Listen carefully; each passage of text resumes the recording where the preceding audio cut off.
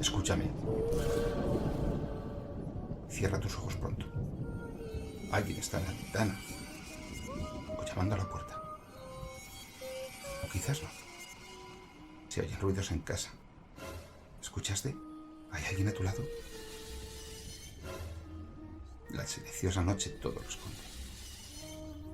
Él está cerca. Y me pregunto, ¿qué se rompe en el alma de un hombre para llegar a matar? ¿Qué ha ocurrido en su corazón para cruzar los límites del tabú ancestral? ¿Qué lo ha conducido al día de autos? Les habla Francisco José Fernández Cruz Sequera y les doy la bienvenida a este programa en el que recorremos la naturaleza del crimen y del criminal. Comenzamos. Buenas noches. En este mes de enero de 2019 hemos visto cómo se siguen cometiendo crímenes tan viejos como el propio mundo, tan viejos como el hombre. Y quizás por el hecho de ser tan antiguos como el propio hombre, nunca pierden su interés y de alguna manera su actualidad. Comprender los motivos, las explicaciones, las circunstancias que concurrieron en victimarios y en víctimas, hacen que todo crimen sea siempre algo actual. Por eso de vez en cuando nos gusta en este programa retroceder en el tiempo y rescatar crímenes que pareciera que se han perdido en la memoria para sumergirse en la leyenda. Algo así parece que ocurre en tierras de Logroño, de La Rioja, con aquel famoso crimen en tiempos, hace poco más de un siglo, conocido como el crimen del cura Valdecantos. Un asesinato presidido por la codicia, la lujuria y la ira, la sed de venganza. Circunstancias todas ellas que lo hacen de plena actualidad. Escuchemos la narración. Cuando tienes un problema o necesitas asistencia jurídica, no buscas soluciones estereotipadas. En Sequera Abogados privilegiamos la atención personal e inmediata. derechopenal.es. Llámenos al 91 770 86 33 o venga a vernos a la calle Orense 27, escalera A, quinto izquierda, junto al Paseo de la Castellana. Sequera Abogados, ética profesional y experiencia a tu servicio.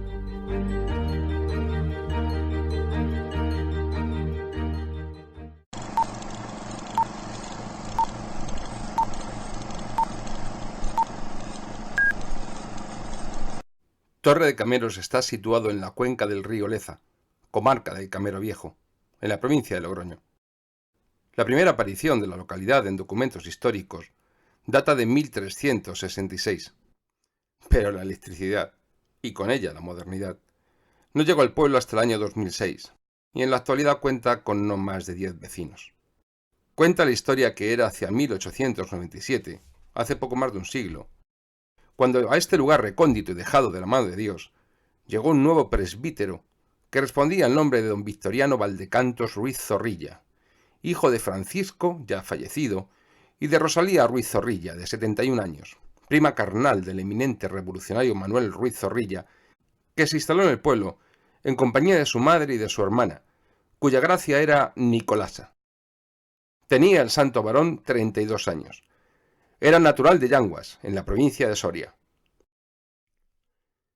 Era varón de mediana estatura, enjuto de carnes, temperamento nervioso y llamaba la atención por su mirada chispeante y dura, reveladora de grandes pasiones.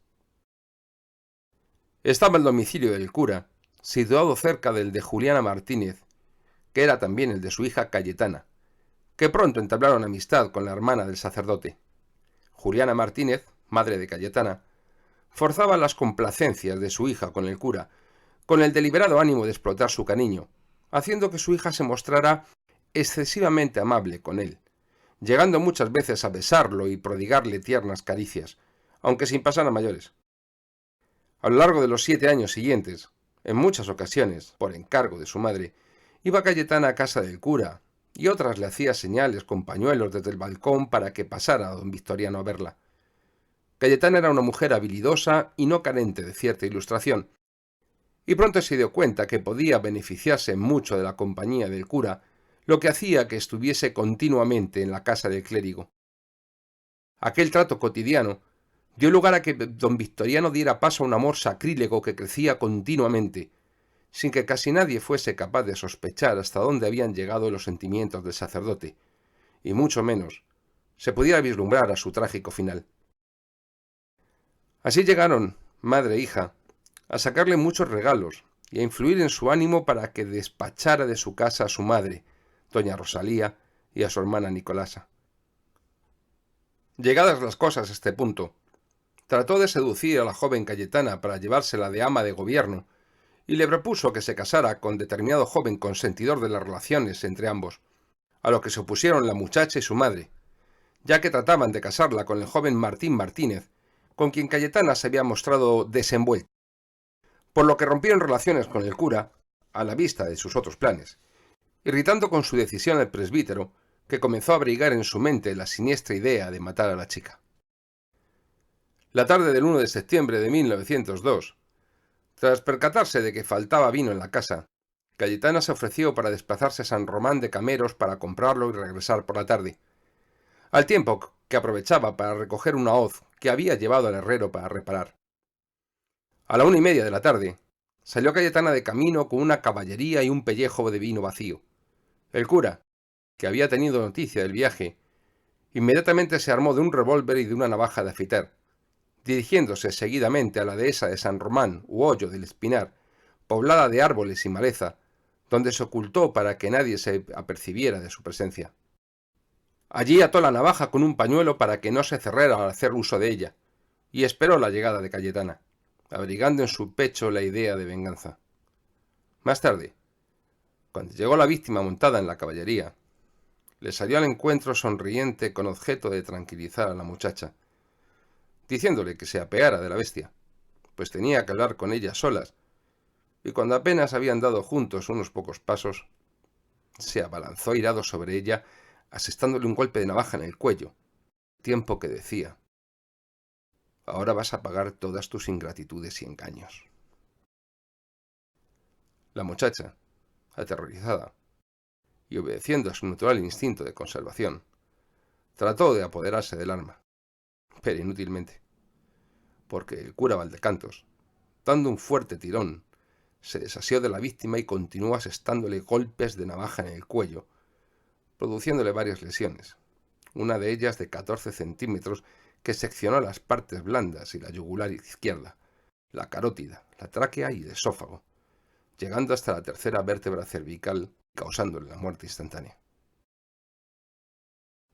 Cuando Cayetana no era más que un cadáver, la dejó tendida en el suelo y regresó al pueblo, a su casa, donde se mudó de ropa, quemó las que se había manchado con la sangre de la víctima y se fue a la cama. Al día siguiente celebró misa como de ordinario, y cuando se tuvo noticia del hallazgo del cadáver de Cayetana, asistió impasible al levantamiento del mismo. A la finada se le practicó la autopsia que permitió afirmar que había sido degollada con una navaja de buen filo, con seguridad una navaja de afeitar, que le cortó el cuello casi en su totalidad. La víctima presentaba también cortes en las palmas de las manos. 6 días después del crimen, el juez de Torrecilla ordenó detener al cura, que se confesó culpable 4 días más tarde, ingresando en prisión hasta el juicio. Este tuvo lugar a puerta cerrada los días 19, 20 y 21 de enero de 1903, en la Audiencia Provincial de Logroño. El acusado vestía un traje negro, pañuelo del mismo color al cuello y capa. Apenas se notaba la tonsura sacerdotal por haberle crecido el pelo. Declaró que sentía por Cayetana Martínez una violenta pasión amorosa que no podía aquietarse, que sintió una terrible tempestad de celos que le impulsó a quitarle la vida. Y terminó diciendo que mató a Cayetana en el Hoyo del Espinar, después de una escena violenta. Juliana Martínez, madre de la víctima, Vestía de luto y cuando fue llamada por el tribunal derramó abundantes lágrimas. En su declaración demostró odio reconcentrado hacia el asesino de su hija, al que lanzó injuriosas frases utilizando un lenguaje soez. Negó que ella supiera que Valdecantos amaba a su hija, con otro carácter que el sacerdotal. Hay que ser hipócrita. Y cuando se apercibió de los lúbricos deseos del cura, le cerró su casa prohibiendo a Cayetana todo trato con él. Desde entonces, la irritación de don Victoriano subió al mayor grado, profiriendo amenazas de muerte. Negó que aconsejara a Valdecantos despachar a su madre y hermana de casa, así como de haberle recibido regalos del cura, que no necesitaba ni él podía hacerlos por no ser rico y vivir de un modesto curato. Que dado el irascible carácter de don Victoriano, llegó a temer por la vida de su hija, a la que presagiaba funesto desenlace. La declaración de la madre del cura, Rosalía Ruiz Zorrilla, puso de manifiesto un inagotable amor maternal, al ver en tan funesto trance a su hijo. Olvidó las calaveradas de éste, al que defendió con verdadero ardor. Su presencia produjo lástima y conmiseración. Tenía 71 años, vestía de luto, y se expresó con corrección, aunque con desconfianza, creyendo ver enemigos de su hijo en todas partes. Es lógico. Declaró: somos una familia perseguida por la fatalidad. Mi marido murió loco. Mi hija Carmen se ahorcó porque su hermano le había pegado una vez y diciendo: a mí se me pega una vez, pero no dos. Se mató. Siguió diciendo que su hijo era muy bueno, pero de carácter violento. Y que, si había llegado al crimen, era por culpa de Juliana Martínez, que abandonó a las caricias del cura a su hija Cayetana, a quien ella le negó la entrada en la casa parroquial cuando se apercibió que había amores imposibles entre la joven y su hijo. Declaró después Genara Malo Sanz, que era el ama del cura cuando ocurrió la muerte de Cayetana.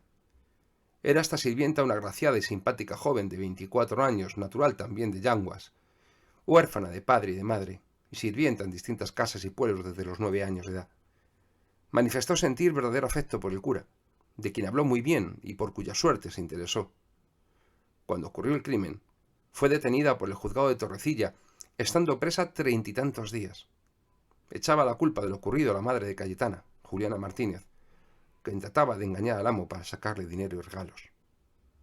A la vista de las declaraciones de la sirvienta, se celebró un careo entre Julián y Genara, dirigiendo a la madre de la víctima fuertes improperios a Genara, a los que puso fin la presidencia del tribunal. El fiscal había solicitado la pena de muerte, argumentando que el procesado observaba en Torre de Cameros conducta poco en armonía con el sagrado ministerio de que estaba revestido, produciendo escándalos entre sus feligreses. A su vez, la defensa dijo que Valdecantos llegó a sentir una arrebatadora pasión por Cayetana, pasión que su madre, Juliana Martínez, fomentaba inclinando el ánimo de su hija hacia el cura con objeto de explotar sus riquezas cargada de codicia, y que después de hacer creer al cura que iba a poseer a Cayetana, cuando le había sacado el dinero, rompió con él. Fue condenado a la pena de muerte en garrote. En la sentencia se decía: fallamos, que debemos condenar y condenamos a don Victoriano Valdecantos Ruiz Zorrilla, natural de Yanguas, Soria, y vecino de Torre de Cameros, a la pena de muerte en garrote que se ejecutará sobre un tablado, de día, en uno que no sea fiesta religiosa ni nacional, y en sitio adecuado de la prisión donde se hallar el reo, a las 18 horas de notificarle a éste la señalada para la ejecución.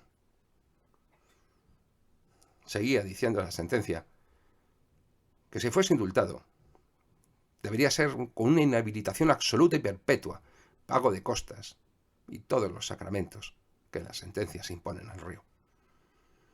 Fue leída por el señor Herrero con voz clara y escuchada en silencio por el numeroso público que llenaba la sala, hasta que se le pronunció la palabra muerte, en cuyo momento parte de los concurrentes abandonaron el local. El reo oyó la lectura de la sentencia en actitud provocativa y hasta insolente y chulesca, no inmutándose ni aun al final, cosa que extrañó no solo al público, sino incluso también a los magistrados, que no recordaban cinismo semejante, y menos en un presbítero. Cuando le presentaron a don Victoriano la sentencia para que la firmase, como ordena la ley, se negó a ello con malas formas y pronunció algunas blasfemias poco compatibles con el sagrado ministerio que desempeñaba. Finalmente, otra vez, el cura se libró del garrote. Tras la sentencia a la pena capital, don Victoriano fue favorecido con un indulto del rey Alfonso XIII, dado en la Semana Santa de 1903. El cura, libre, se marchó de España, pensando en borrar su pasado y hacer las Américas. Hasta allí viajó en un vapor de la riojana naviera Pinillos. La lujuria y la ira, pecados capitales que tanto denostaba en el púlpito, ahora podían ser cometidos sin mayor límite en otras tierras y al margen de su ministerio, que no volvió a ejercer. Pero no se ejecuta a un cura por un delito común, que la política es otra cosa. En la actualidad, a aproximadamente unos 16 metros del centro de la dehesa de San Román, internándose en la maleza, se encuentra, en la primera desviación a la derecha del sendero que comunica los dos pueblos, el lugar en el que se cometió el crimen.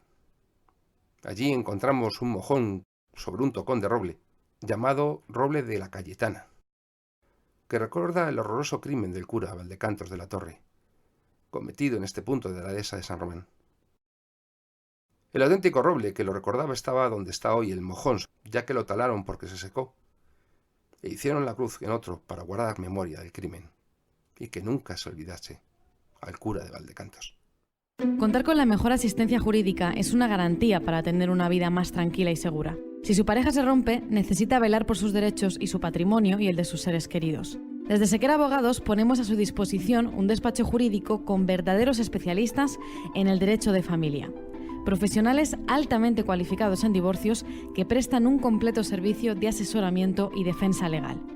Sequera Abogados, llámenos al 91 770 86 33 o venga a vernos a la calle Orense 27, escalera A, quinto izquierda.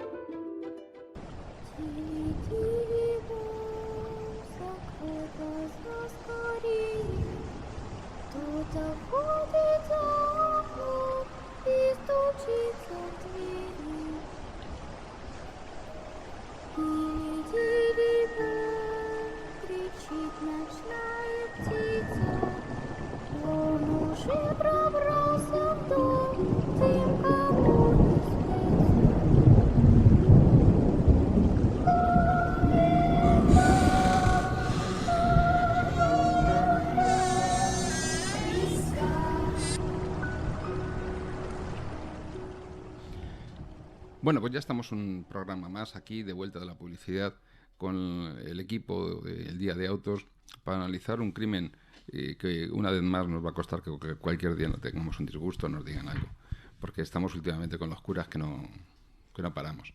Y la verdad es que no lo hacemos con intención, pero es que son crímenes curiosos. A mi siniestra está doña Liz Pérez, técnico en anatomía patológica, especialista en botiquines y tiritas. Buenas noches, Liz. Buenas noches, Francisco. ¿Qué tal? ¿Cómo estás? Muy bien, ¿y tú? Muy bien, bien hallada. También tengo a mi diestra esta vez, como no siempre a la diestra, no sé por qué será, no quiero entrar en detalles, está don Fernando Martínez, criminólogo motero. ¿Has venido en moto, Fernando? Buenas noches. Buenas noches, sí, para variar un poco. ¿Cuál es la que te has traído hoy? La pequeña, para venir aquí la pequeña, que hay mucho tráfico. ¿El Harley? La Harley. Está en el parking. Oye, a ver si le haces publicidad, porque y la vendemos algo de eso y sacamos algún beneficio, macho. Está la cosa complicada.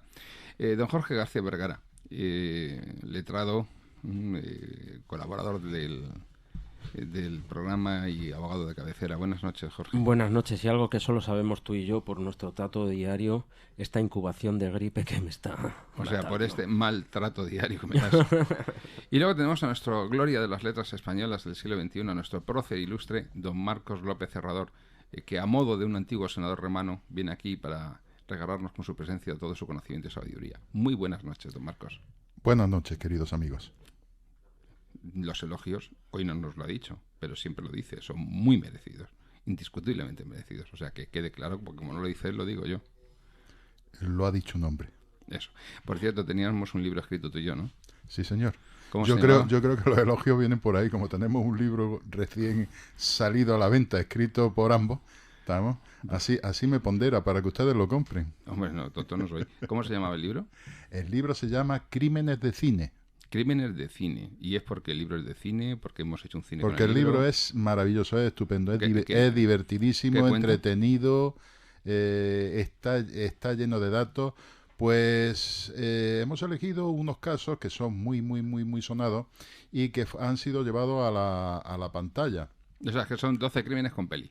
12 crímenes con película, y algunos no solamente con película, sino con serie de televisión. Películas y serie de televisión. Y a veces en más de un caso. Y libro incluso. Lo cual nos ha permitido que situar una época histórica en la que se produce el caso, en la que se comete el crimen, y poder entrar en toda la sociología, en todo los condicionamientos de todo tipo que se dan y los personajes que actúan en una determinada época histórica, y luego resulta que a lo mejor se ha hecho una película 50 años después, con lo cual nos permite analizar un poquito esta época y tal. Y lo mismo, ver los personajes, ver los actores, ver el mundo del espectáculo y demás. Y luego a lo mejor se ha hecho una serie de televisión 80 años después, con lo cual nos permite lo mismo. Entonces, en un solo caso, estoy pensando en uno concreto, en un solo caso, pues se tiene una panorámica histórica interesantísima, me parece a mí. En fin, que compren el libro, que no lo dejen para otro día. Pues muchas gracias por haber venido, Marcos. Ha sido una intervención muy buena la tuya. La parte importante que hablar del libro. Siempre es agradable escucharle. Lo que pasa es que se come medio programa. Sí. Bueno, pues tú no te comete la alcachofa también, que la tienes a mano. Pero también tenemos otra señora que también ha publicado un libro, quiero que sea ella la que diga el título, porque es un título muy interesante. Liz, ¿cómo se titula tu libro? Matar a una puta sale gratis. Qué bonito queda. ¿Te escuchan en casa? Cada vez que nombro el libro me acuerdo de mi madre y no sé por qué. Y no por, ha sonado feísimo, pero porque cada vez que se lo digo mi madre me tira las orejas. Suena fatal lo que acabas de decir. Me acuerdo, digo lo del título y me acuerdo de mi madre. Jope. No, pobrecita mi madre. No. Ya, pues por eso. Pero porque dice que está feo, ya te lo he dicho alguna vez. Sí, te tiene que corregir. Te tienes que corregir esos hábitos que tienes. Por cierto, entre tus hábitos se cuenta el lanzar contra este programa a todas tus amistades para que nos acosen. ¿Has oído hablar del delito de acoso y hostigamiento, que creo que está en el 173 bis o ter del Código Penal? Mira, algo me suena así por lo que acabas de decir. Sí, claro, porque es que, vamos a ver, de verdad, se lo prometo, si la dejamos hablar, si es el alma del programa, de nuestras vidas, la razón de nuestro existir, si ustedes siguen así no nos va a quedar más remedio que asesinarla, secuestrarla, hacer algo. De verdad, la vamos a dejar hablar. Y por cierto, ya que te vamos a dejar hablar, ¿qué nos quieres contar de esto? Por supuesto, tienes todo el programa para ti. Puedes hablar de forma indefinida. Si es necesario que tengamos, que por cierto, no he dicho nada de él, pero Álvaro Miranda, que está por ahí pelando la pava en la cabina con una jovencita que la acompaña hoy, que no sabemos qué tipo de relación tiene con ella, pero que puede ser muy discutible, porque la imagen es pésima la que ofrecen desde aquí, le pone ojitos y esas cosas, presenta un programa que se llama Condor de Azúcar los martes de 4 a 5 en ondauniversitaria.es. No le voy a saludar solo para no darle ocasión de que meta baza, que bastante llevamos ya. O sea, quédate por saludado, Álvaro, y esta otra cosa. Liz, lo que te estaba diciendo, corazón, oye, que te esperes, que se te va a dejar tu programa para ti, o sea, que tú tranquila, que te veo con muchas cosas así escritas, y es que como esta vez hemos matado de forma diferente, has tenido que trabajar. Sí, un poco. Mejor. Más que otras veces. Pero no mucho. Bueno, pues te dejo toda la alcachofa para ti. Tienes todo el programa. Si hay que ampliarlo, se amplía. Tú no dejes nada por decir. Si ves que nos quieres recitar algún poema, incluso darnos lectura a algún libro que haya sido de tu interés, no lo dudes y adelante. Vamos a cambiar el nombre del programa y en vez de llamarlo el Día de Auto, lo vamos a llamar el Día de Liz. No, Liz y unos amigos. Bueno, pues hoy tenemos un caso, para mí, ¿sabes qué más interesante? Que por la forma de asesinar. Es un degollamiento. Esta vez tenemos una herida contusa cortante, producida por una navaja de un único filo. Esta herida, cuando se trata de un homicidio, tiene una dirección horizontal en el cuello.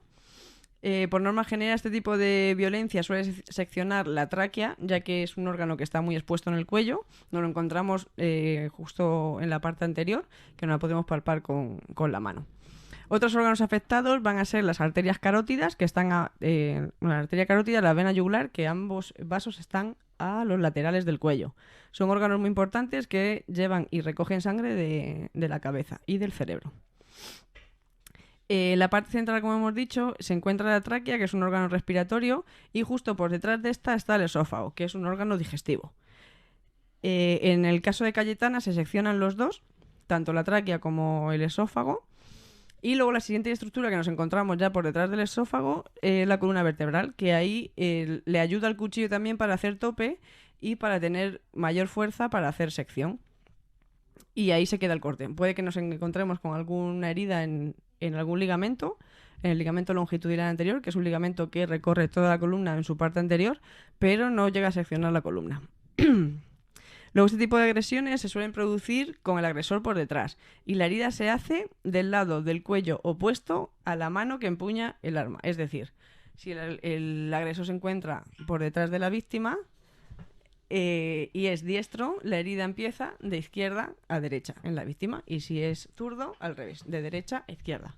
Esto hace que el principio de la herida tenga una forma distinta al resto de la trayectoria. Es menos profundo y tiene lo que llaman la cola de ratón, que eso se encuentra al final de la herida. Y es así como un rabito con muy poquita profundidad. Luego, la causa de la muerte en estos tipos de violencia puede ser por varios motivos. Una hemorragia, ya que hay vasos implicados en la sección, como hemos nombrado antes, las carótidas sobre todo. También se puede producir una broncoaspiración, que es cuando la sangre entra en las vías respiratorias y produce obstrucción de las vías. Se termina produciendo una anoxia, que es falta de oxígeno en las células. La broncoaspiración además produce dificultad respiratoria, crisis de tos, ruidos al respirar, cianosis y pérdida de conocimiento. Una vez que se produce la pérdida de conocimiento, al final se produce un shock hipovolémico, que es una pérdida de sangre o de líquidos, depende de lo que sea, y esto hace que muchos órganos dejen de funcionar y finalmente se produzca la parada cardiorrespiratoria. Luego también hemos visto que la víctima tenía heridas en las manos, que son típicas de defensa. En el caso de Cayetana, ella tiende a coger el cuchillo para evitar las lesiones, con lo cual esas heridas que nos encontramos en las manos ha podido seccionar tanto tendones como ligamentos de los flexores de la mano, imposibilitando además posiblemente el movimiento de los dedos. Y es muy probable también que tuviese heridas en el cuello, de intentar quitarse el arma o de echarse mano a la herida, y en el agresor también puede que nos encontremos heridas en los brazos, en la cara, de intentar quitárselo de encima. Y esto es lo que tenemos hoy, mucho más divertido que los disparos por la espalda. ¿Y nada más? ¿Yo que te iba a dejar de alcachofa todo el programa? No, pero como además no interfieres conmigo, ya no me preguntas ni nada, pues no tengo nada más que contarte. No me atrevo. Pero yo lo echo de menos. Sí, tú sí, pero tu público ahí de tu pueblo, la peña de aficionados a la LIS, me tienen machacado en internet. Entonces, aquí no se atreve nadie a interrumpirte. ¿Tú no te has dado cuenta que no suena ni una mosca? Ya, es como un monólogo. Bueno, el caso es que la mujer se murió. Sí. Y esto del cura, ¿por qué crees que este tipo de muerte conlleva un aumento del dolor deliberado, innecesario, o sencillamente es una muerte rápida y punto? Posiblemente la víctima haya sufrido simplemente por el hecho de no poder respirar. La asfixia es una muerte bastante angustiosa. Aunque solamente sea sufrió por el disgusto de que la mataban, pero vamos, para eso seguro. Pero aparte, hubo un aumento. ¿Tú crees que se permite algún tipo de aumento deliberado del dolor para la producción de la muerte, del resultado o algo así?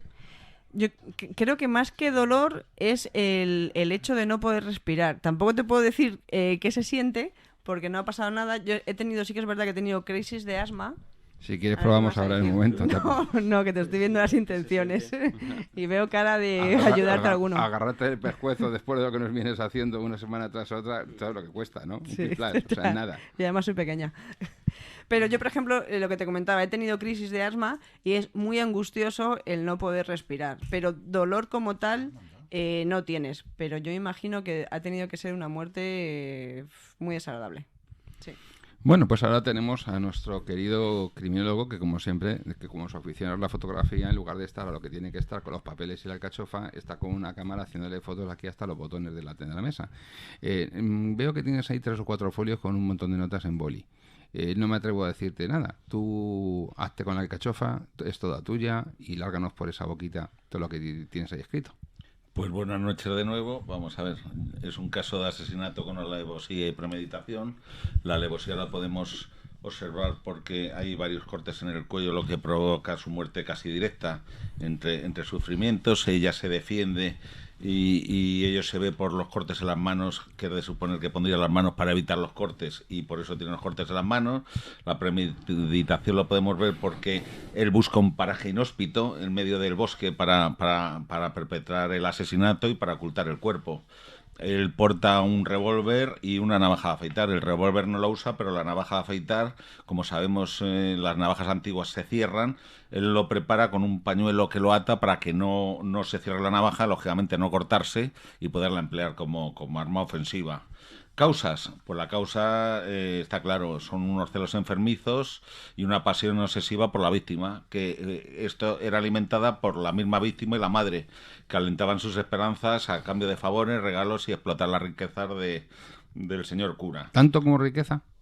Sí. Riquezas no, pero se supone que él no era pobre. O sea, lo que hemos dicho toda la vida, tenía un buen pasar. Sí, sí. Que para la época era más que suficiente, claro. Para resultar atractivo a alguien que no tenía ese buen pasar.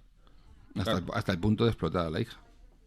Sí, de explotar a la hija y de echar a la madre y a la hermana del cura, que junto con otra tercera señorita le cuidaban, y bueno, a cambio de sonrisas y miradas furtivas y besos sin otra intención, pues bueno, le hicieron creer que tenía algún tipo de esperanza en un futuro sexual.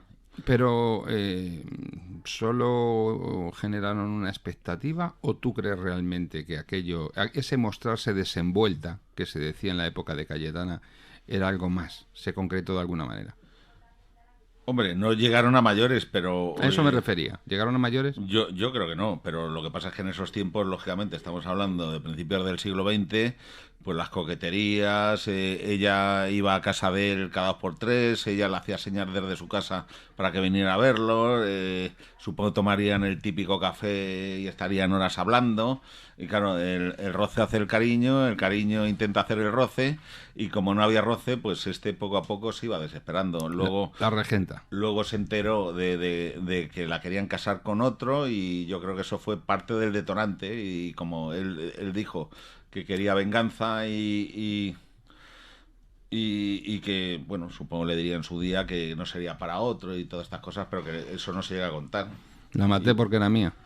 No, por intentar que fuera de él. Por eso digo, la maté porque era mía, si no es para mí, no es para nadie, y ya nos encontramos con el clásico crimen que ahora algunos quieren darle carácter estructural, pero que siempre hemos llamado crimen pasional, y que era otra cosa.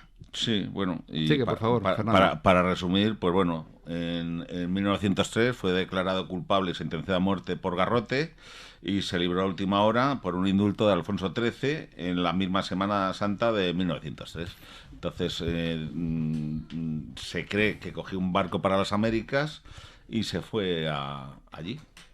Y nunca más se supo de él. Y tan ricamente, a seguir celebrando misa y repartiendo hostias, que es lo habitual. Bueno, en el sentido literal de la expresión. Sí, sí. No quiero yo que nadie me interprete. Jorge, aquí nos encontramos con instituciones jurídicas que ya hemos estudiado. La posibilidad de indulto, la pena de muerte por garrote, el derecho procesal que conllevaba la pena de muerte, y luego la existencia de una serie de circunstancias que califican el homicidio como asesinato, que en nuestro tiempo son unas, pero entonces eran otras. Exacto. ¿Nos puedes explicar qué circunstancias ocurrieron entonces para calificarlo como asesinato, la diferencia con las existentes ahora, el proceso que llevaba a la confirmación de la pena de muerte y todo lo que hay alrededor de esto? Bueno, pues yendo por partes. Que decía ya el Destripador. Sí, vayamos por partes.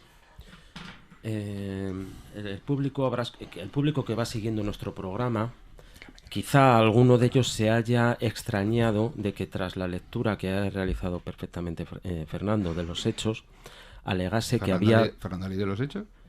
Que en su papelico, dices. En su papelico. Admitiéramos o alegásemos que existía alevosía, porque se daba a entender que la víctima de alguna manera habría tratado de defenderse. Bien, por el hecho de que la víctima haya tratado de defenderse, no desaparece la alevosía, como era en este caso. Es decir, aquí lo único es que la víctima trata por un natural instinto de conservación de apoderarse del arma con la que es luego asesinada, ¿no? Pero eso no elimina el carácter sorpresivo de la alevosía, de cuando le está atacando el cura, abalanzándose sobre ella y asestándole con la navaja un golpe en el cuello, ¿no? Entonces, que ella se intente desasir no deja de ser sino una natural defensa, pero insuficiente defensa. El asesino ya ha asegurado esa comisión del delito, el fin que perseguía, que era el de la muerte. Luego estamos ante la circunstancia de la premeditación conocida, que ya no existe como tal, ni cualifica el delito de homicidio como asesinato en el Código Penal actual, pero por aquel entonces sí. El que obra por premeditación conocida, es decir, aquel que iba siguiendo una estrategia, un plan, que no es que lo fuera divulgando, lo del conocido no es que lo fuera divulgando, sino que se ve claramente por indicios objetivos que efectivamente se movía con arreglo a un plan. La condena a muerte pues lo fue ni más ni menos que porque el delito de asesinato podía conllevar la condena a muerte en el Código Penal de 1870 vigente en aquella época. Y efectivamente pues fue condenado a muerte, y fue condenado a muerte por garrote. ¿Qué proceso llevaba? Perdóname, Jorge, porque esto te interrumpa aquí en este punto y luego sigues. Pero me gustaría que le explicases a la audiencia, aunque en otros programas también lo hemos hecho, sobre todo en los que hace referencia a esta época, el proceso que llevaba, el cauce procesal de las penas de muerte. Una vez que la audiencia provincial había dictado esa sentencia a muerte, ¿qué ocurría? Que de oficio el asunto subía al Tribunal Supremo. Y el Tribunal Supremo ¿Qué había un significa recurso. de oficio? Pues que sin necesidad de que lo pidiera la parte, sin necesidad de que la parte hiciera escrito alguno con alegaciones, como ocurre ahora en los recursos de casación, te lo tienes que currar de una manera impresionante, ya lo sabemos los abogados. Joder, que no. Para nada, porque desde el 2010 que han decidido dejar de trabajar tanto el Supremo como el Constitucional. Por eso nos lo tenemos que currar el doble. Sí, pero vamos, da igual. Porque nos lo curremos como nos lo curremos, nos lo van a acabar admitiendo. Que han metido el tema de la relevancia constitucional y del interés casacional para que sea admitido a trámite el recurso, y eso es un puñetero cuento chino para quitarse el trabajo de en medio, mandar a hacer puñetos a la gente. Es una apreciación subjetiva total, sí, mira, que se utiliza para quitarse de en medio todo. Efectivamente, y a continuación no te cuela uno nada más que lo que les conviene a ellos. Sí, me apetece esto, pues lo meto. Pero de oficio, ¿qué significaba? Pues que en cuanto había una condena a muerte, había un recurso de casación autónomo, independiente del recurso de casación en interés de ley, el recurso de casación por infracción de ley y el recurso de casación por quebrantamiento de forma, que era el que existía de ordinario. Y era el recurso de casación en las causas por muerte. Es decir, por el hecho de que una persona fuera en primera instancia condenada a muerte, su asunto subía de oficio al Tribunal Supremo, quien lo revisaba. Generalmente, pues el Tribunal Supremo lo que hacía era, pues como dicen que hacía Franco con las condenas a muerte, poner el visto y fuera. Poco más hacía. Bueno, pero es distinto, porque ten en cuenta que la jefatura del Estado, tanto en tiempos de Franco como en tiempos anteriores... Era ya una vez existiera una condena. Una vez que existía con sentencia firme, ponía el visto. Claro, casi tenía más delito la actitud del Tribunal Supremo, que en vez de repasarlo ponía el visto. Bien. Y luego, pues, a la par que el Código Penal de la Gloriosa, se promulgó la ley de indulto. Mediante la cual pues era una prerrogativa real la de que cualquier condena pudiera ser indultada, en el sentido de o condonada o perdonada. Para los alumnos de la LOCSE, la Gloriosa. ¿Qué es la Gloriosa? Sí, pues la Revolución de 1869. Vale, que le costó el trono a doña Isabel. Pero ellos yo creo que sí lo han estudiado. ¿Tú crees? Podemos preguntar, sí. Mis hijos un siglo con otro. Mis hijos son de la LOCSE y seguro que lo recuerdan. ¿Seguro? Sí, yo creo que sí. Bien, junto a ese código penal, que fue un código penal más humanitario, porque, por ejemplo, creo que ya lo hemos comentado en algún otro programa, suprimió lo que era la cadena perpetua y la reclusión, la cadena perpetua y la cadena temporal. A diferencia de la reclusión perpetua y de la reclusión temporal, la cadena perpetua significaba que efectivamente el reo pasaba la pena encadenado. Eso se suprimió por darle un poco de humanidad a las condenas, con ese Código Penal de 1870. Y bien, pues la ley de indulto era una ley que, a propuesta del Ministerio que entonces se llamaba de Gracia y Justicia, examinado la personalidad del reo, del condenado, pues el gobierno elevaba al rey, quien en definitiva en aquella época era el que decidía si concedía o no concedía el indulto. A diferencia de nuestra Constitución actual, que el rey aparentemente no hace nada sino refrendar los actos que hace el Consejo de Ministros, por aquel entonces el rey sí tenía la prerrogativa de conceder o no el indulto. No me tires de la lengua. Y el indulto podía consistir en un indulto total, es decir, se le perdonaba totalmente la pena. No puedes hablar, Liz, que tú has hablado mucho y no me vas a cortar tú a mí ahora, hombre, por Dios. Sigue. O un indulto parcial, por el cual se conmutaba pues la condena a muerte, pues como en muchos casos pues podía ser pues una condena a 30 años de reclusión mayor. Solía ser esa la conmutación de la pena de muerte. ¿Y por qué reclusión mayor y no prisión mayor? Porque el antiguo Código Penal diferenciaba las penas por sus nombres. Entonces la prisión mayor, para que nos hagamos una idea, eran aquellas condenas que iban de 6 años y un día a 12 años de prisión. A partir de 12 años y un día y hasta 20 años era la que se llamaba reclusión menor. Y de 20 años y un día a 30 años era la reclusión mayor. Eso estaba pensado. Eso era lo del día. Que sí. Tú tienes más de una anécdota con eso de lo del día. Pero eso estaba pensado fundamentalmente para que la gente suspendiera más en tercero de carrera. Para meterte en la cárcel iban cambiando de nombre según el tramo. O sea, es decir, para que te cayera una pregunta en el examen del parcial y fundirte.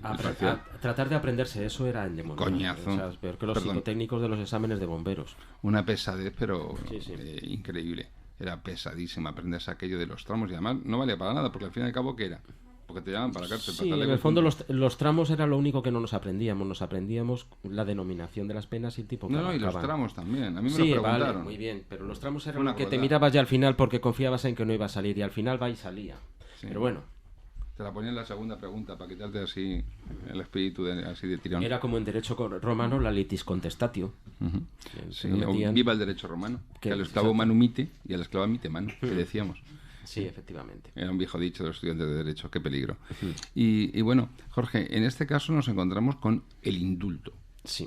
El indulto sigue existiendo en la actual Constitución. Cierto. Y sirve para que los políticos y los amigos de los políticos y los clientes de los despachos de los hijos de los políticos no vayan a la cárcel. Sí.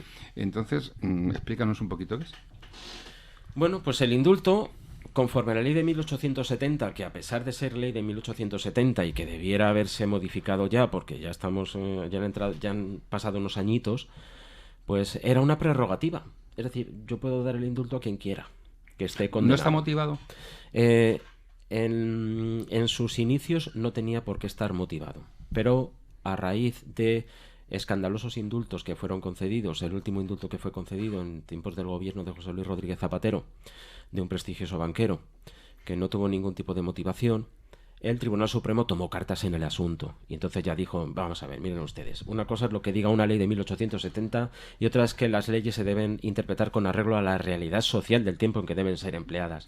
Dios, y esa realidad social estamos en un estado constitucional, en un estado de derecho en el cual, pues hombre, resoluciones como estas, pues algo de motivación tienen que tener. Pero Jorge, que como lo hagan conforme la realidad social y política del tiempo que corresponde, veo que a los golpistas catalanes todavía hay que indemnizarlos. No, pero me estoy refiriendo, la realidad social no es que tengamos en cuenta el ascenso de Vox en Andalucía o los catalanistas en... No, simplemente la realidad social es una ley de 1870 se tiene que ver a la luz de una ley que es la ley fundamental, actual.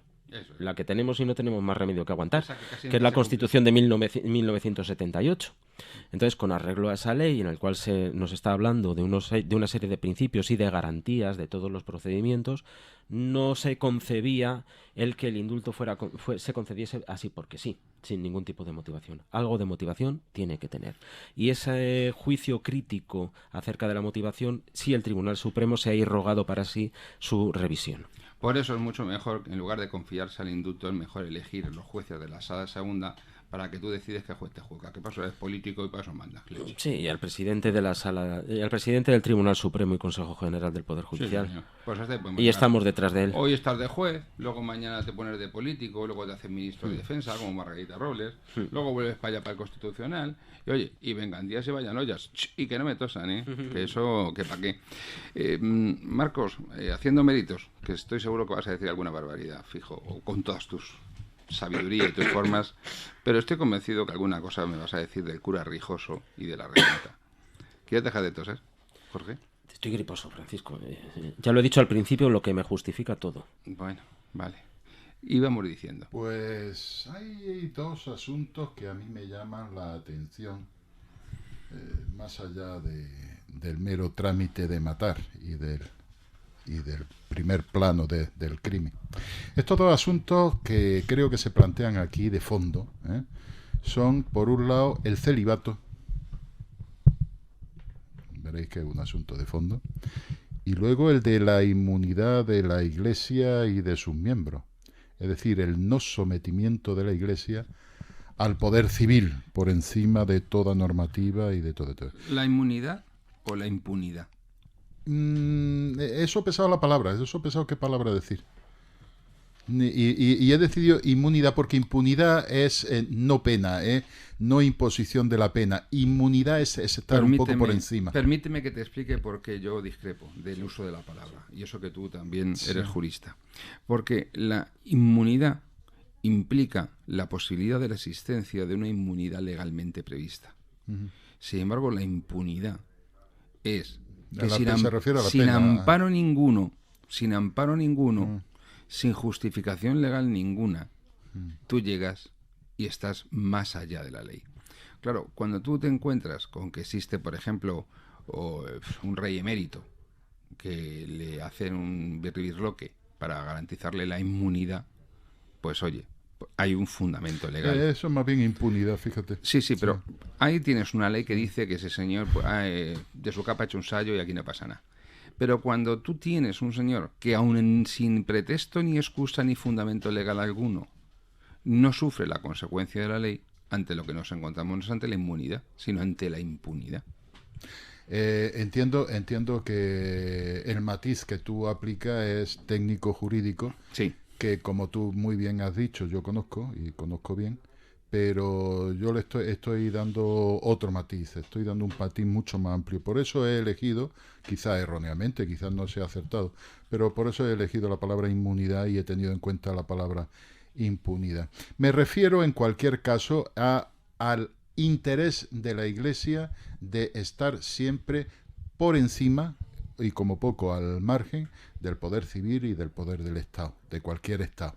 Es decir, que, bueno, bien, se juzga a uno de sus miembros, pero una vez condenado a muerte, vemos cómo la Iglesia se moviliza y ya hemos visto a lo largo de los programas que venimos haciendo y los casos que vemos que estamos tocando, que hemos ido tocando, que no es la primera vez que la Iglesia se moviliza para que el brazo civil, para que el Estado no acabe con uno de sus miembros, no ejecute a uno de sus miembros. Y siempre lo salva, siempre lo salva. De ahí, en este caso, el indulto. Y el otro asunto de fondo es el del celibato. Aquí... ¿Qué es el celibato, Marcos? Aquí, bueno, pues el celibato no es ni más ni menos que la ejecución del voto de castidad que los sacerdotes hacen, o sea, la puesta en práctica de ese voto. Es decir, los sacerdotes no pueden casarse. O sea, un voto en virtud del cual renuncian al ius connubii, al derecho a contraer matrimonio. Al derecho a contraer matrimonio, al derecho a procrearse, al derecho, en fin, a derechos fundamentales que tienen tienen todo que ver con la relación sexual y el concepto de virginidad que llena el mundo sacerdotal en la Iglesia. Que algunas iglesias, católicas, algunas iglesias como la inglesa o, en fin, otra, la protestante, las protestantes, prácticamente todas las protestantes, tienen superado que algunas plantean en el sentido de que, bueno, pues que los curas de pueblo, los curas de parroquia o rurales puedan casarse, y sin embargo quien quiera hacer carrera dentro de lo que es la jerarquía superior eclesiástica, obispos, cardenales, etcétera, obispos, arzobispos, cardenales, etcétera, pues mantengan el celibato, y si no, no asciendan en esa carrera, que a mí me parece una solución pues bastante a tener en cuenta, bastante inteligente, bastante de sentido común al menos.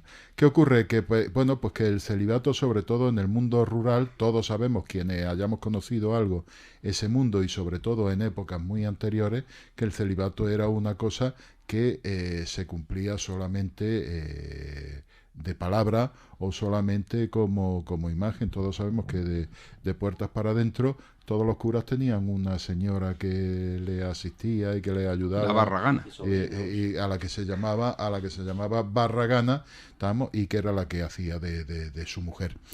Entonces todo estos comportamientos torcidos y todos estos comportamientos envenenados, como del caso de que estamos tratando en esta ocasión, pues nacen precisamente de unas necesidades que son naturales, que están reprimidas, y que en un ambiente represivo, rural y oscuro y demás, pues se van envenenando hasta llevar a los personajes a cometer actos atroces que bueno, pues que los dejan como lo que son realmente.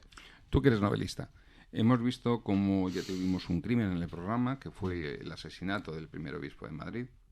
Ahora tenemos este distante geográficamente y también en el tiempo, en una generación. Y si te das cuenta, las cosas han cambiado poquísimo, por no decir nada, desde el punto de vista de las instituciones, de la sociedad. Y en el mismo tiene el crimen que pone de manifiesto la verdadera naturaleza del alma humana. Y la naturaleza del alma humana, en esencia y en lo más hondo de su ser, permanece invariable. Sí, pero eso podría ser aplicado prácticamente a cualquier crimen que reuniera características semejantes. Podríamos hablar del crimen de Níjar, por ejemplo, y estaríamos en lo mismo. Pero en este caso estamos hablando de una institución, como es la Iglesia española, el papel que juega en la sociedad, el poder que ejerce, que ejercen sus miembros. Recordemos que hubo tiempos donde un certificado del cura párroco tenía un valor legal indiscutible. Es más, te avalaba de cara a acceder al puesto de sereno, por ejemplo, de la Ciudad de Madrid, o te podría avalar de cara a presentarte como persona de conocido modo de vivir, y no solamente de conocido modo de vivir, sino persona de vida regular ante un juez en caso de ser enjuiciado. Claro, es un poder muy grande, sin fundamento en el derecho, en la soberanía, ni en el derecho público del Estado, que se venía desempeñando. Pero hay una parte es porque lo que te he dicho, que tú como novelista, ¿qué pensabas? Porque a mí me llama mucho la atención el escándalo que causó como retrato de esta situación la regenta de Clarín, de Leopoldo Alas Clarín, en tiempos más o menos contemporáneos con estos crímenes, los dos crímenes que he comentado. Nos dibuja un cura, en ambos casos rijoso, de pasiones malamente contenidas. En el caso del del obispo de Madrid, codicioso. Todos siempre en las proximidades de una falda que más o menos los ampara y los cuida. Y eso enlaza de alguna manera, y no estoy haciendo demagogia ni lo digo con mala intención, pues con todas las noticias que vemos hoy día de la difícil relación entre sexualidad y sacerdocio. Entonces, como novelista, en este caso concreto que estamos estudiando hoy, en el caso del primer obispo de Madrid y en el caso de novelas como La Regenta, se dio lugar a toda una serie de un género literario que fue prácticamente el género literario, unas veces pornográfico, en el que se enlazaba con sacerdotes, y otras veces de literatura erótica incluso.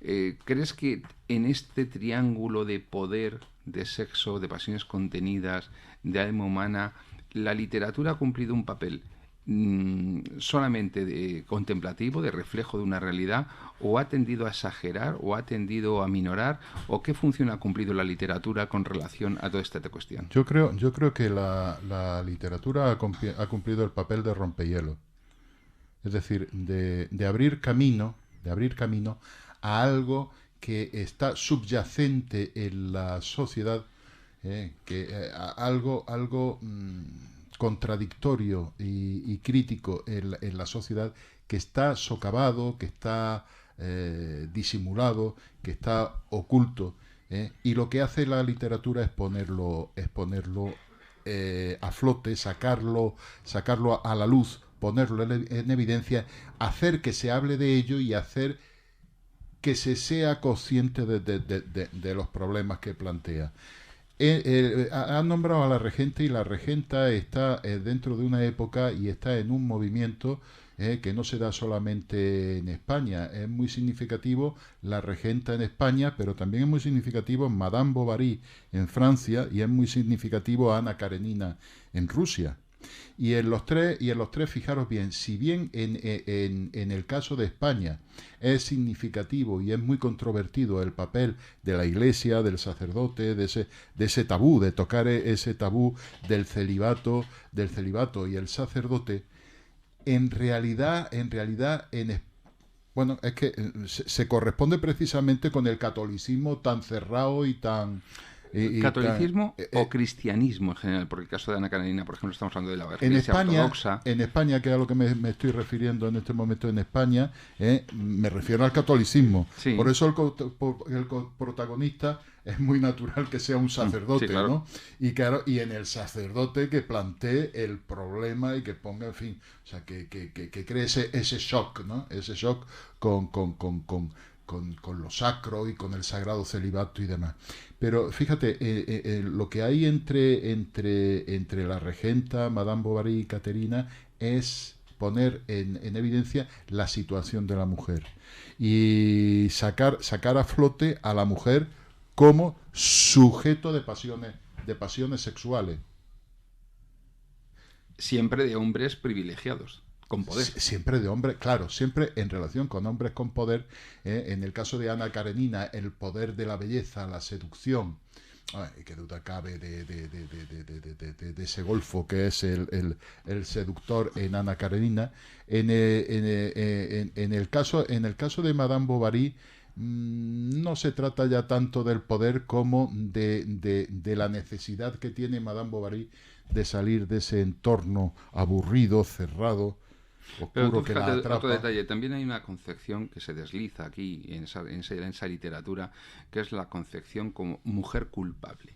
En la medida en que la mujer, desde Adán y Eva, es la causante de la caída del hombre, es la malvada que al alma pura del presbítero le hace llevar al vicio y a la lujuria. Fíjate de hecho, las tres novelas culminan con... en una sexualidad morbosa. Además. En una sexualidad morbosa y además en el castigo de las protagonistas, ¿no? Claro, que menos, porque claro. Las culpables son ellas, no ellos. Claro. Pero es que fíjate otro... Es la redención a través, por Madame Bovary se suicida tirándose un tren, ¿no? Que no se me confíen las feministas, que no le voy a atacar con ellas, por mucho que esté diciendo esto, que digo lo que pienso, y una vez las pongo a parir y ahora digo esto porque es verdad. Entonces, pero fíjate otra cosa, y es que dentro de esta situación, fíjate también que la forma en la que tienen, que refleja la literatura, y que en los hechos se da la posición de la mujer utiliza un poder más sutil, el poder de la seducción. Se ve disminuida en su poder político, en su poder económico, en su poder social, y entonces tiene que ejercer influencia a través del hombre para lograr sus fines o para lograr salir adelante, siempre a través de una instrumentalización de su belleza, de su sexualidad. Con lo cual, pocas cosas peores hay entonces que ser mujer y fea, puesto que se ve privada de las armas que otra mujer bella sí tendría. Con lo cual hay incluso un doble incriminación, una doble carga negativa, y no me atrevo a decir discriminación, aunque es lo que estoy pensando, por aquello de dar cancha a esta gente, pero sí ciertamente se está incriminando, se está castigando a la mujer desde una perspectiva en la que prácticamente no solo está excluida de la vida pública, sino que está excluida incluso de la posibilidad de salir adelante por sí misma. Y estos casos los vemos, la propia madre ve con cierta naturalidad en la utilización de la hija para de los favores más o menos íntimos de la hija para obtener beneficio. Hombre, hay arraigado muy profundamente la idea de que ¿para qué está la mujer? Claro. Y luego además otra cosa, fíjate que en toda la idea cristiana que se refleja en estas novelas se está deslizando la idea de que lo femenino es, por definición, malvado. ¿Quién es tan bello? De Adán y de Eva. Claro. Es decir, Eva es la condenación. En toda nuestra cultura cristiana, Eva es la condenación y es el agente del pecado. ¿Y qué ángel el hombre es tan bueno por bello? naturaleza. ¿Qué ángel es tan bello? Que curiosamente es el único que se revela en los cielos contra su creador. Lucifer. Entonces, claro, te das cuenta que en el fondo lo que subyace en la belleza femenina es una influencia satánica luciferina, es algo malvado, es algo demoníaco. Toda mujer es de por sí. Por eso no me extraña que en la posguerra de nuestra guerra civil se reflejase aquel cartelito famoso de los meapilas estos que ponía bailar es pecado. Y venía la mujer, bella, bailando con el hombre, con rabos y cuernos. Claro, lo que se desliza a través de décadas, lo que se desliza a través del tiempo, es una condenación de lo femenino que es justo la antítesis del mundo precristiano. Lleva mucha razón, pero fíjate bien, la seducción es poder. Claro, y es un poder que se le quiere negar a la mujer. Y el uso de la seducción supone inteligencia. Y fíjate bien, y la mujer es el elemento débil. Entonces Lucifer es el ángel del conocimiento. Revolverse durante cientos de años contra el débil, que es capaz de ser inteligente y tener poder, el que sea, es una pauta de una sociedad jerarquizada, cerrada, machista. Asquerosamente machista. Entonces, claro, es que la mujer, fíjate bien, es el elemento débil de la sociedad que plantea rasgos de poder mediante la seducción y de inteligencia mediante el uso acertado de esa seducción para conseguir sus fines. Vamos a darle... querido amigo, el débil, el sometido, inteligente y con poder, no. Insoportable, no. Vamos a cederle por un instante, pero solo por un instante, la palabra a nuestro progre de guardia, Jorge. Sí, no, el comentario no va a ser en absoluto progre. Bueno, tú lo eres, o sea, con lo cual... Yo lo soy, pero que os estaba escuchando no te avergüences, y estaba escuchando... No me avergüenzo lo más mínimo. Y estaba escuchando y estaba recordando los colores están aquella expresión de Hamlet que decía fragilidad, tienes nombre de mujer. Y ahora, como vamos al lenguaje inclusivo, vamos a ver en qué queda el texto. Pues ya ha dicho la Real Academia de la Lengua que con esa enfermedad mental que tienen las feministas y que esta vez se proyecta sobre el lenguaje inclusivo, pues que se vayan a otro sitio, que son, pues eso. Es curioso, es que ¿qué harán con Shakespeare? Pues con lo mismo. Yo lo único que les deseo es que, que se pienso que lo mismo que los talibanes con milenarias obras de arte. Ya, pero es que fíjate, a mí esto me recuerda muchísimas veces también a un personaje histórico, pero que se ha convertido en alguien legendario, que es Hipatía de Alejandría. Entonces, una mujer brillante, científico, sabia, que un buen día una cuadrilla de seres dogmáticos que consiguen encerrar la verdad en un solo libro, se acercan a ella y la asesinan en la calle por mandato del obispo. Que son esos primeros frailes que estaban en el desierto, que eran una cuadrilla de fanáticos, harapientos, trastornos mentales, que se lanzan sobre ella hasta asesinarla. Fíjate si estableciéramos el paralelo, ¿verdad?, con hoy, a ver quiénes son esos seres fanáticos. Efectivamente. Tenemos de dos clases. Tenemos los que se ponen 5 veces al día con el culo en pompa mirando la Meca, y tenemos a las otras que dicen que con tal de jorobar a los europeos blancos occidentales de ser heterosexuales, todo está muy bien, incluso llevar velo, porque eso es feminista. Es decir, tenemos los dogmáticos, fanáticos, que criminalizan y, es más, expulsan de la salud mental a todo aquel que no piensa como ellos. Homófobo, xenófobo, y ponle lo que quieras, y luego fobo. Tela. Artículo 510 del Código Penal, delito de odio, se lo digo al fiscal por si quiere proceder contra esta tertulia, no tiene ningún problema, ya le voy ayudando. Y ahora le vamos a dejar la palabra al ese elemento débil, frágil, sutil, y algunos dirían que inteligente. A mí no me da la gana de decirlo, pero sé que lo es. ¿Qué ibas a decir, Is? Ya se me ha ido lo que te iba a decir hace un rato ya. ¿Ves cómo te hacía bien no decirlo de inteligente? Qué mala persona soy. Soy muy malo. Muy malo. Ahora esto me va a costar por lo menos 15, 16 o 20 comentarios en la red poniéndome a parir. Lo ha dicho, Ya lo fíjate. sabes. Bueno, había una que te ponía a parir porque no sé qué dijimos hace 3 o 4 programas, o no sé, no por ahí. Me acuerdo que había una que te ponía a parir porque como siendo mujer había guardado silencio. Digo, esta quiere que coja la cachofa y nos meta en la cabeza a los demás. Otra trastorna, que hablamos del cine. Ya, seguro que de hoy también puede que digan algo también porque no he dicho nada. ¿Pero qué hemos dicho malo? A mí no me ha parecido nada malo. Tengo mis opiniones, pero tampoco... ¿Las puedo decir? Dilas, ¿Sí? porfa. Sí, ¿cómo que si puedes? Liz y unos amigos. No, a lo que ha comentado Marcos, el lado, el frágil, ¿no? Está claro que no se puede comparar los tiempos de hace un siglo, ahora. La mujer físicamente va a seguir siendo, esto me va a causar enemigos, pero bueno, va a seguir siendo físicamente débil ante un hombre. Eso es así, no hay bomberas, por ejemplo. Bueno, un matiz. Más que débil, lo que es menos fuerte en cuanto a capacidad claro, para sí. desarrollar un potencial explosivo de fuerza. En cuanto a fortaleza física, que sea más débil es relativo, porque ahí tienes mujeres con una resistencia física feroz.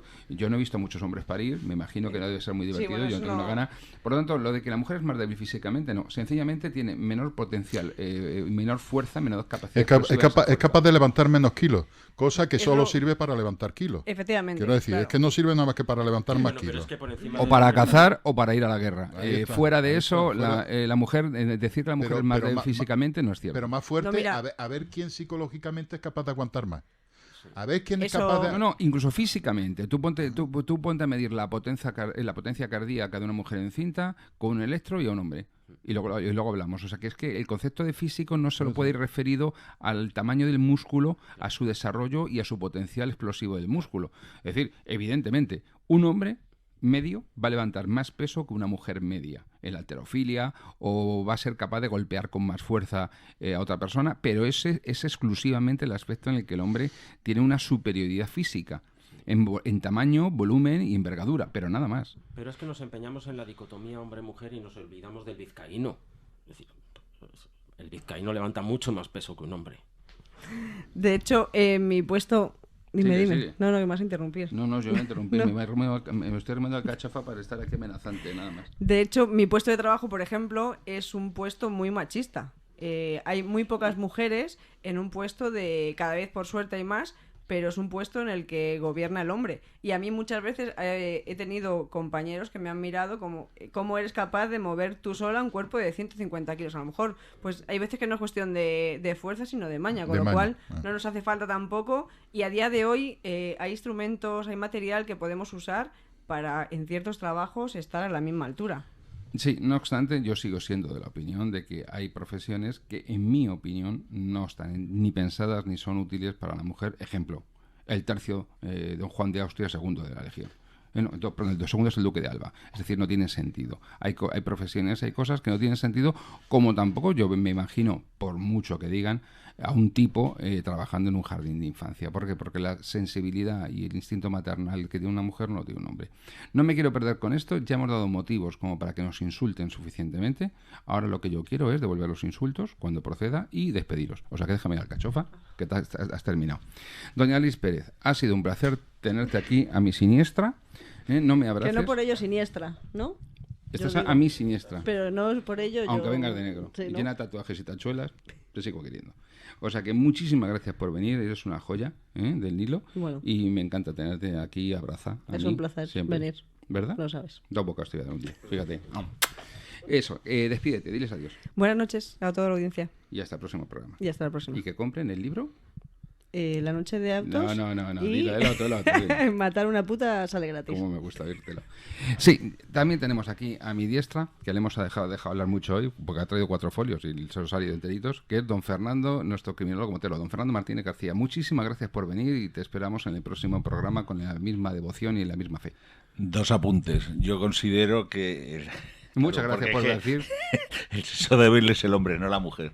De hecho, muere muy posterior al hombre. El hombre suele morir 20 años antes que las mujeres, por estadística y por media.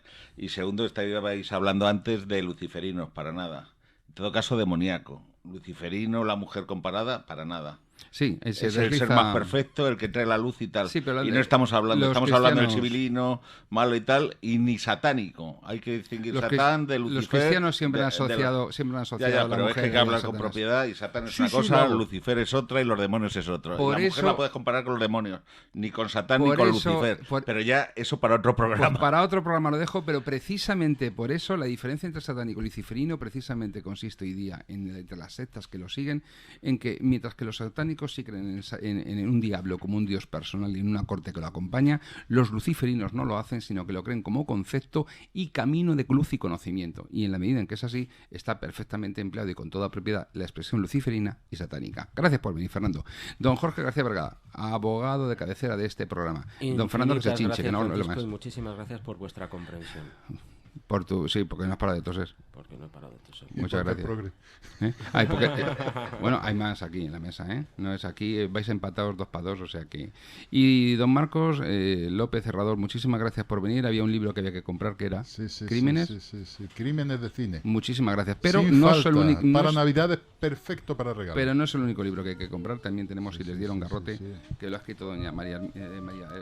perdón, no lo diré, que se me ha adelantado. Marisa Hermida Perecevia, abogado ilustre y brillante, que junto con mi persona, ayudándola, ha hecho un libro estupendo.